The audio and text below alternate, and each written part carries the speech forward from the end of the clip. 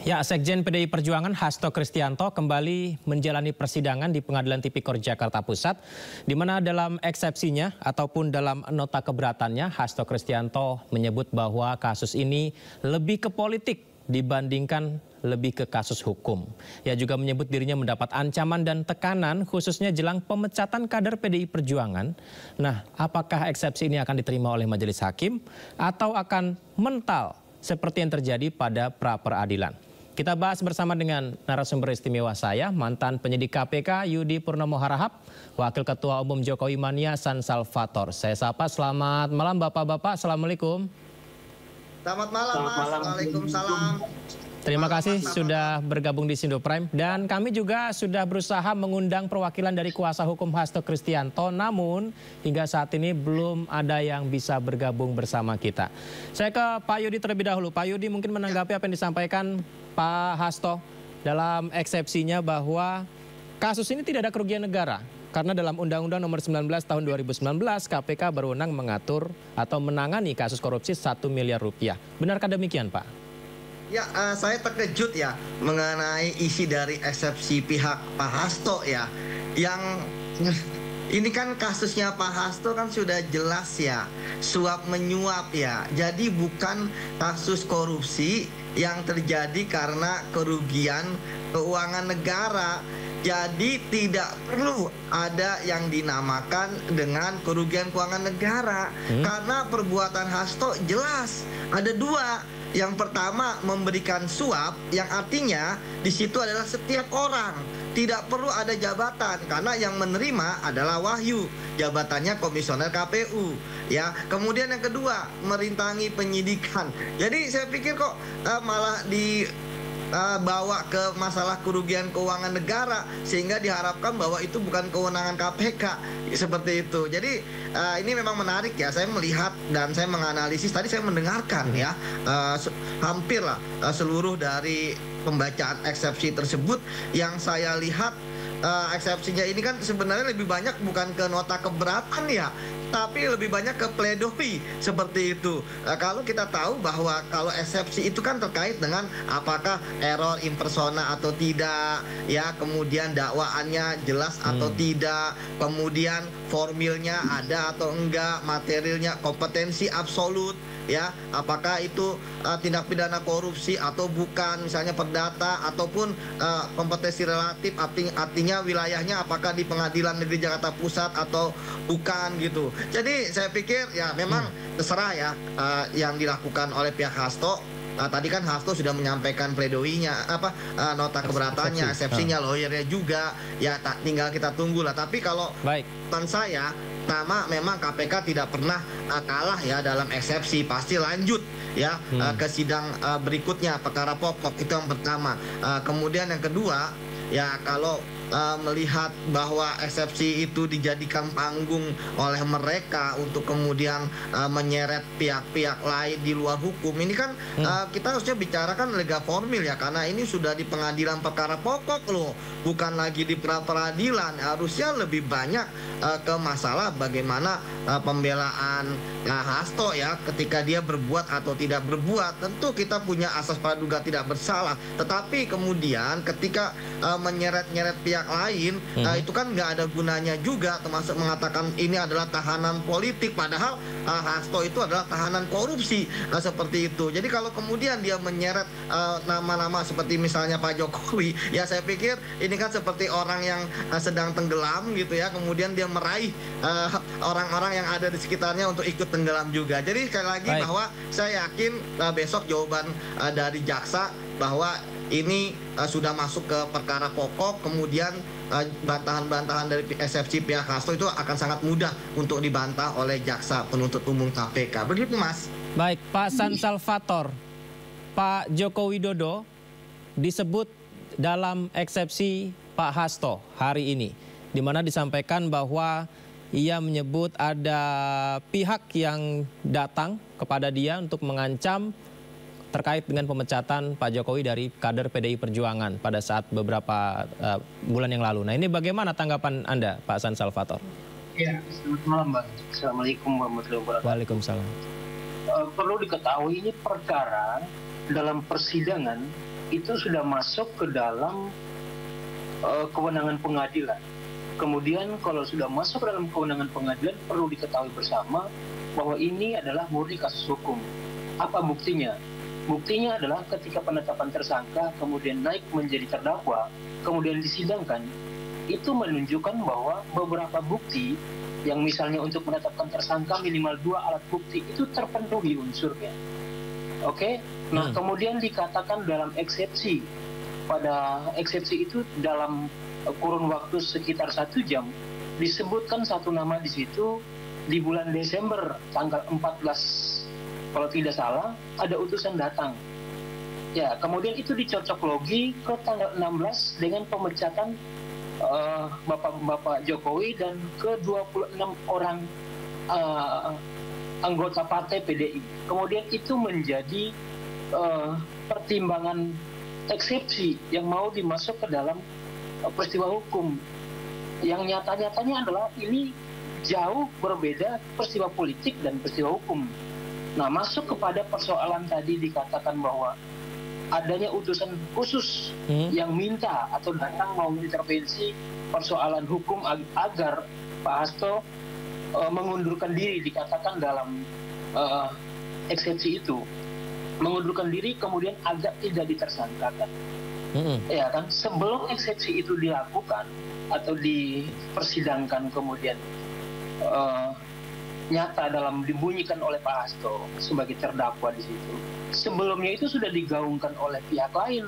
Kita sebut aja sama Deddy Sitorus kalau tidak salah. Kemudian dibunyikan juga oleh beberapa pihak, beberapa oknum-oknum yang terlibat dalam kepartian itu. Kemudian ditantanglah, benar apa nggak sih ini? Disebutkan saja namanya.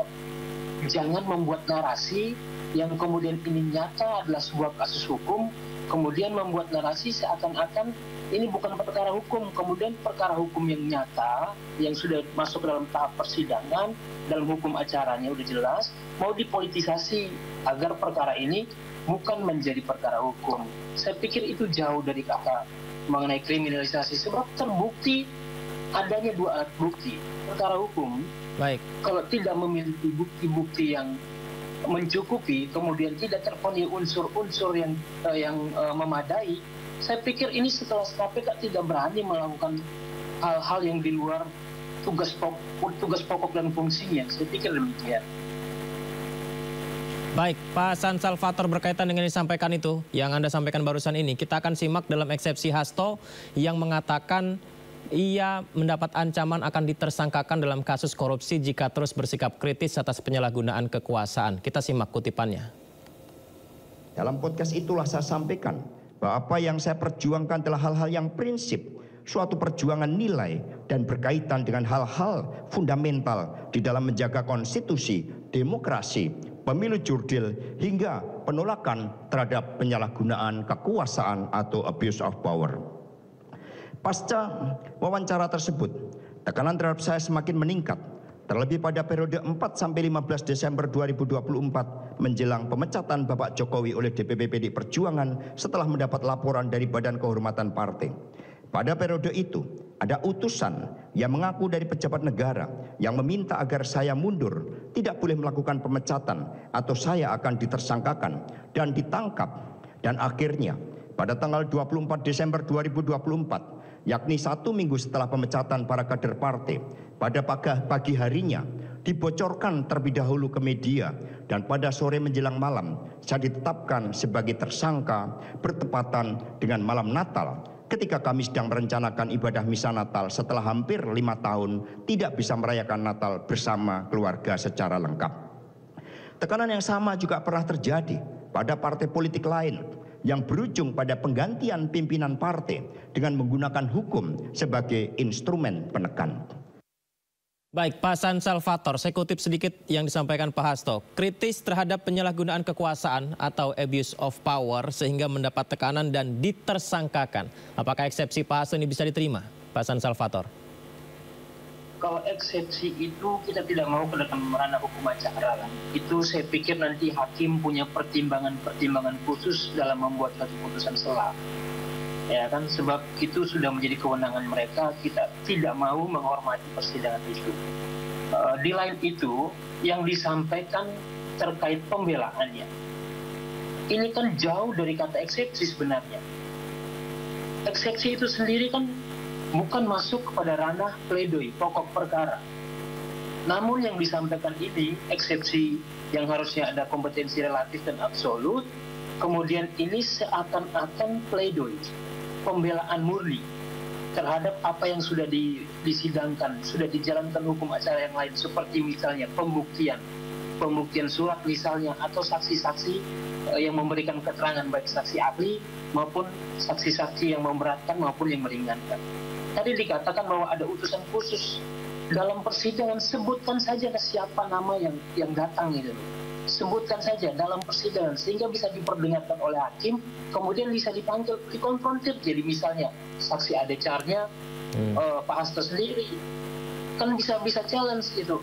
Sebab kalau hanya disebutkan ada yang datang, kan kita juga bertanya, publik juga menunggu siapa sih ini. Dari kemarin itu juga seperti itu, dibuat narasi seakan-akan ada bukti nih kalau mau ditersangkakan. Kita punya dokumen yang menyatakan si A juga turut serta. Kita tunggu sampai hari ini, publik menunggu. Kita berharap juga bahwa ini dibuka seluas-luasnya, agar misalnya persoalan hukum benar-benar persoalan hukum, persoalan politik ya sudah menjadi persoalan politik. Jangan kemudian ini dicocok logi, persoalan hukum menjadi persoalan politik menjadi persoalan hukum. Kemudian kaum-kaum yang kita yang misalnya tidak terlibat di dalam situ menjadi ini negara mau dikuasai oleh misalnya partai-partai tertentu atau oknum-oknum dalam partai tertentu yang selama ini sudah berkuasa, kemudian mau berkuasa terus atau seperti apa? Saya pikir demikian. Baik, Pak Yudi, selain tentang kriminalisasi politik yang kerap disampaikan Pak Hasto, ada satu juga yang ingin saya tanyakan sekali kepada Pak Yudi, yakni pernyataan Pak Hasto bahwa kasus ini adalah daur ulang kasus. Karena sebenarnya sudah ingkrah dan atau berkekuatan hukum tetap, sehingga didaur ulang untuk mengkriminalisasi seorang Hasto. Itu gimana menjawabnya Pak Yudi? Ya, itu sangat mudah sekali ya dalam menjawabnya, dan ini kan merupakan salah satu narasi yang selalu didengung-dengungkan oleh pihak Hasto ya. Hari ini bahasanya agak lebih lebih lembut ya, daur ulang. Sebelumnya lebih sadis ya, oplosan seperti itu. Padahal kita tahu di situ ada jubir KPK ya, mantan ya, yang paham ya tentang bagaimana jaksa penuntut umum di KPK membuat dakwaan yang sungguh saya sayangkan seperti itu. Karena sekali lagi ya, bahwa kasusnya ini kan peristiwanya sama di tahun yang lalu ya, Januari 2020. Kemudian mengapa disebut daur ulang? Ini kan saya pikir kan bahasa-bahasa yang menyerang sekali ya. Karena memang ketika ada suatu kasus ya, tersangkanya berbeda terhadap peristiwa yang sama, maka di situ kan analisis faktanya dan analisis yuridisnya, kronologis perkaranya itu pasti sama. Itu yang pertama. Ya, kemudian yang kedua yang tentu akan membedakan adalah ketika terdakwanya itu akan lebih banyak disorot perbuatannya. Jadi ketika kronologis, misalnya mulai dari proses memberi uang, proses kemudian bertemu dengan komisioner KPU dan lain sebagainya, ya itu pasti sama karena itu adalah faktanya. Namun pasti akan ada detail ya dari jaksa penuntut umum ya, entah itu 2 lembar ataupun 3 lembar terkait tadi perbuatannya dari para terdakwa ini, seperti itu. Jadi saya pikir itu narasi yang menurut saya sangat menyesatkan ya, karena menyerang KPK bahwa seolah-olah ini adalah dakwaan yang copy paste misalnya. Dulu disebut juga oleh pihak Hasto sebelumnya. Saya pikir janganlah bermain dalam narasi-narasi seperti itu. Kita ini kan bermain dalam ranah hukum ya, ranah pembuktian ya. Pembuktian yang tidak bersalah tentu dia harus punya buktinya ya. Mulai dari barang bukti, mulai dari saksi-saksi yang mengatakan alibi dia tidak bersalah itu ada, termasuk ahli-ahli, kan semua kan diberikan kesempatan yang sama oleh hakim seperti itu. Tadi selalu saya mengatakan bahwa ini sidangnya terbuka ya, saksi-saksi bisa ditanyakan juga oleh pihak Hasto dalam keterangannya. Kemudian ya saya pikir inilah yang menurut saya, saran saya kepada pihak Hasto, kalau terserah memang bermain dalam narasi seperti itu, tapi ingat loh, KPK tidak bermain di narasi mereka. KPK tetap fokus ketika mereka bermain narasi terkait dengan perbuatan-perbuatan dalam peradilan dan sebagainya. KPK kemudian sudah selesai penuntasan kasusnya. Ini juga sama ya, mereka bermain di luar eksepsi gitu ya, pokok-pokok, padahal kita tahu eksepsi itu seperti apa, namun kemudian mereka malah di luar dari itu ya tentu kita tentu sebagai orang yang paham hukum ya pasti ya, kalau saya sih tegas aja ya, pasti hakim akan menolak eksepsi ini. Dan tadi saya katakan minggu depan misalnya jawaban dari JPU gitu ya, saya tentu akan sangat mudah sekali mereka menjawab, karena memang sekali lagi pasti jaksa tidak akan bermain di ranah ya apa yang di narasi-narasi ini politik, ini pesanan ya, ini ada orang-orang lain, ada Mas. Kalau di KPK ya itu pasti buktinya itu jelas ya, 2 alat bukti yang cukup, bahkan 5 alat bukti ya ketika menetapkan seorang sebagai tersangka. Baik, Pak Yudi. Jadi saya pikir ini adalah proses penegakan hukum ya, ini dan sidang pun tentu kita akan pantau seperti itu, Mas. Pak Yudi, saya juga minta Pak Yudi untuk menanggapi pernyataan Hasto Kristianto terkait penyidik KPK Rosa Purbobekti yang melakukan penyitaan barang milik Kusnadi dianggap sebagai pelanggaran HAM serius. Pak Yudi, kita simak berikut ini tanggapan Hasto. Intimidasi, merampas, dan menginterogasi. Melalui operasi 5M, Saudara Rosa Purbobekti merampas barang-barang milik Kusnadi dan DPW partai, antara lain handphone milik sekretariat partai dan buku catatan rapat-rapat partai yang memuat rahasia partai. Barang dan dokumen yang disita itulah yang ikut dijadikan sebagai bukti berkaitan dengan dakwaan obstruction of justice. Bukti-bukti yang diperoleh melalui tindakan melawan hukum itulah yang dikhawatirkan KPK, sehingga patut diduga bahwa tindakan menghalang-halangi pra-peradilan kedua berkaitan dengan hal tersebut. Tindakan melawan hukum penyidik KPK dapat dikategorikan sebagai pelanggaran HAM yang sangat serius. Majelis Hakim yang mulia, pengabaian asas HAM dan akuntabilitas serta keterbukaan yang dilakukan penyidik KPK juga nampak pada proses P21 yang sangat dipaksakan. Saat itu saya dalam keadaan sakit. Sejak 2 Maret 2025 sakit radang tenggorokan, dan 5 Maret 2025 kram perut, diperiksa dokter KPK serta mendapatkan pengobatan. Pada tanggal 6 Maret 2025 saya membuat surat pernyataan tidak bisa memenuhi panggilan KPK karena sakit.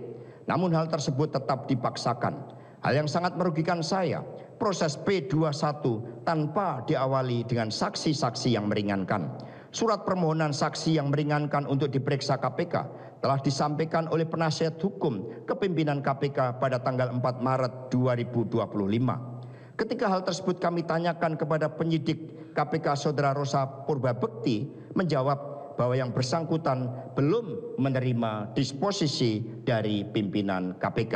Hal itu juga disaksikan oleh para penasihat hukum. Baik, Pak Yudi, P21 tanpa saksi untuk menetapkan Hasto sebagai tersangka dianggap melawan hukum dan melanggar HAM. Bagaimana Pak Yudi menjawabnya? Ya, saya pikir pertama ya terkait dengan Rosa Purbobekti, saya sudah sering menangani kasus bersama dengan Rosa Purbobekti ini ya. Artinya dia bukan penyidik kemarin sore, dia adalah senior gitu, dan ada Kasatgas ya. Tadi kan pertanyaan terkait dengan penyitaan, ya pasti penyitaan itu sudah dilakukan dengan prosedur yang benar ya Mas. Buktinya, barang buktinya ada di tangan KPK ya kan. Pasti ada surat perintah penyitaannya dan ada berita acara penyitaan. Jadi clear lah kalau untuk barang bukti yang disita oleh KPK. Kemudian yang kedua terkait dengan P21 yang dipaksakan, saya pikir atau terburu-buru, saya pikir tidak lah. P21 itu pasti penyidikannya sudah tuntas dan ada jaksa penuntut umum yang kemudian mereview dan menyatakan berkas perkara sudah lengkap. Jadi nggak ada yang namanya terburu-buru. Kalau terburu-buru pasti yang diuntungkan adalah pihak Hasto, karena ada beberapa kronologis pasti yang ada missing link gitu ya, seperti itu. Karena jaksa itu Mas di KPK tidak akan mau bertarung di persidangan kalau mereka nggak yakin bahwa semua hasil dari penyidikan itu bisa mereka perjuangkan ya di pengadilan. Kemudian Pak Yudi, yang ketiga, Yang disampaikan Hasto ini adalah bahwa proses penyelidikan yang dilakukan KPK terhadap Hasto dengan saksi-saksi melanggar HAM disebutnya operasi 5M, menyamar, membohongi, mengintimidasi, merampas dan memeriksa tanpa surat panggilan. Bagaimana Pak? Ya itu kan saya katakan bahwa ya, pihak Hasto ya nggak masalah dia mengatakan apa saja gitu ya, karena memang itu forumnya kan memang di sidang kayak tadi. Mengapa dia tidak mau menyebutkan nama? Karena kan ini adalah di sidang ya, dan dia adalah terdakwa di situ, sebut aja namanya ya kan, karena memang Mas forum untuk menyebut nama itu adalah di sidang. Mau di forum apa lagi dia? Kalau di luar sidang ya tentu pasti dia takut misalnya ada undang-undang ITE ya, tapi kalau di sidang saya sering beberapa kali saksi-saksi saya sering mengatakan ya terkait dengan nama-nama yang disebut di sidang nggak jadi masalah seperti itu. Jadi saya pikir bahwa ya silakan saja bahwa untuk menyerang penyidik KPK dan tidak benar dan sebagainya. Toh perkaranya juga sudah sudah tuntas dan dibawa ke pengadilan seperti itu. Jadi masalah ada 5M dan sebagainya ya itu persepsi. Yang penting Mas bahwa prosedurnya benar ya. Misalnya ada surat perintah penyitaan saat itu gitu. Dan kemudian ini yang narasi sekali lagi yang selalu digembar-gemborkan bahwa tidak ada surat panggilan. Ini namanya penyitaan. Ya kan bukan pemeriksaan.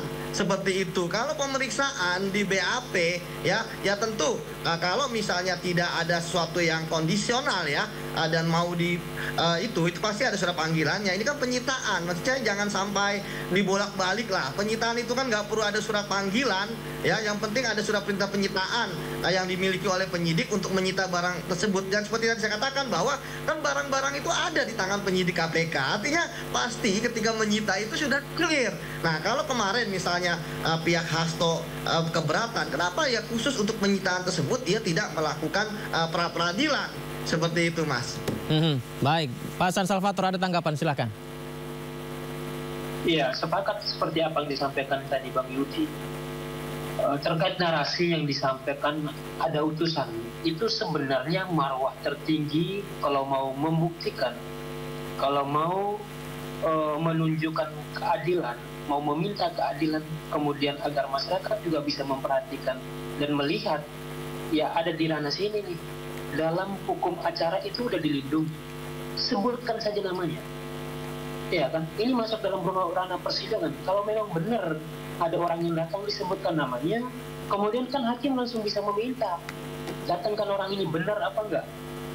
Ya kan, karena pada saat itu hakim punya kekuasaan, karena ini kan sidang pidana, kewenangan hakim ada di situ.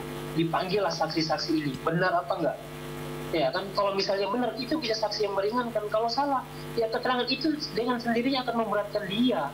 Saya pikir itu ada di situ. Kemudian masuk kepada narasi-narasi yang lain.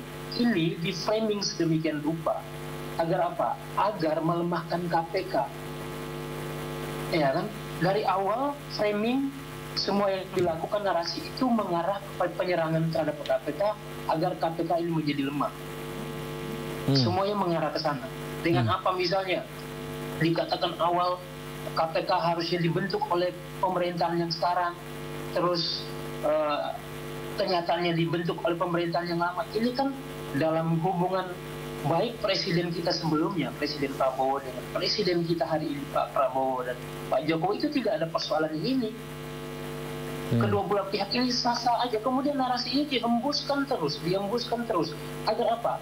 Agar ini mau dibenturkan antara Prabowo, presiden kita hari ini, dengan presiden kita sebelumnya. Narasi ini yang diperkuat sama mereka. Dan kemudian publik menyadari itu. Dan tidak percaya dengan narasi-narasi seperti ini. Saya pikir itu dah. Baik. Berikutnya saya minta Pak Yudi dan Pak Hasan Salvator untuk menanggapi eksepsi Hasto Kristianto yang meminta untuk dibebaskan oleh hakim. Kita simak bersama berikut ini. Dan mengabulkan seluruh nota keberatan atau eksepsi terdakwa dan penasihat hukumnya sebagai satu kesatuan. 2. Menyatakan surat dakwaan jaksa penuntut umum batal demi hukum atau setidak-tidaknya tidak dapat diterima. 3. Menyatakan atas nama terdakwa Hasto Kristianto tidak dilanjutkan pemeriksaannya. 4. Memulihkan hak terdakwa Hasto Kristianto dalam kedudukan, kemampuan, harkat dan martabatnya. 5. Memerintahkan jaksa penuntut umum untuk membebaskan terdakwa Hasto Kristianto dalam waktu paling lambat 24 jam setelah putusan dari majelis hakim yang mulia. 6. Memerintahkan agar seluruh barang bukti yang disita oleh penyidik dan jaksa penuntut umum untuk dikembalikan kepada pihak dari mana barang tersebut disita. 7. Membebaskan biaya perkara kepada negara. Ya, mungkin ke Pak Yudi dulu. Dalam eksepsinya, Pak Hasto bilang bahwa dia ingin dibebaskan dengan beberapa pertimbangan-pertimbangannya tersebut. Bagaimana melihatnya Pak Yudi? Ya, yang pertama ya sah-sah saja memang ketika minta dibebaskan ya. Namun ini kan kontraproduktif ya dengan pernyataannya dari Hasto ini yang mengatakan bahwa dia siap dipenjara gitu ya. Kemudian sebelumnya kan dia juga minta ditangguhkan penahanannya oleh penyidik KPK gitu ya. Namun kemudian kan ditolak dan ditahan sampai sekarang. Jadi ya saya pikir permintaan dia ya sah saja karena kan mungkin dia sudah tidak kerasan gitu ya di dalam tahanan, karena kan dia juga minta dipindah ya dari tahanan di gedung KPK kemudian ke Salemba. Tadi saya katakan bahwa dalam eksepsi itu memang apa aja boleh gitu ya, karena memang itu panggungnya. Namun kan ada koridornya, yaitu koridornya adalah terkait dengan kompetensi absolut ya, kompetensi relatif gitu, dan kemudian terkait dengan formilnya, apakah misalnya ero in persona, bahwa seharusnya yang diajukan di situ siapa dan harusnya siapa gitu kan. Jadi kalau ini ya saya pikir ya sekali lagi ya sah-sah saja dia minta dibebaskan ya. Namun kan bebas atau tidak bebasnya ya kita tentu menjunjung asas praduga tidak bersalah ya, itu nanti ketika sudah masuk ke pokok permasalahan ya, ketika saksi-saksi sudah diperiksa, ahli sudah diperiksa ya, termasuk barang bukti ditunjukkan. Disitulah kemudian nanti apakah pihak Hasto mampu meyakinkan hakim bahwa dia tidak bersalah sesuai dengan klaimnya selama ini. Seperti itu, Mas. Baik, Pak Hasan Salvator, dalam pembacaan eksepsinya Hasto minta dibebaskan hakim. Bagaimana, Pak? Terlalu dini lah untuk menilai dibebaskan atau tidak. Sebab pada pokoknya perkara ini harus diperiksa secara menyeluruh, dijalankan hukum acaranya dijalankan secara menyeluruh. Masih ada hukum acara yang belum dijalankan, misalnya pemeriksaan saksi, kemudian berkas-berkas lain. Masih ada hal-hal yang perlu dijalankan terlebih dahulu. Tidak serta-merta meminta kebebasan, putusan konslah bebas pada acara hukum putusan sela. Masih jauh, sementara yang kita ketahui bersama didengarkan tadi ini mengenai eksepsi itu juga masih jauh dari apa yang dikatakan eksepsi. Saya pikir ada di situ. Baik, terima kasih banyak Pak Yudi dan Pak Hasan Salvator sudah bergabung berdialog bersama kami di Sindo Prime. Kita akan lihat terus, pantau juga bagaimana perkembangan dari kasus ini. Terima kasih sekali lagi, selamat malam Pak. Malam. Ya, selamat malam.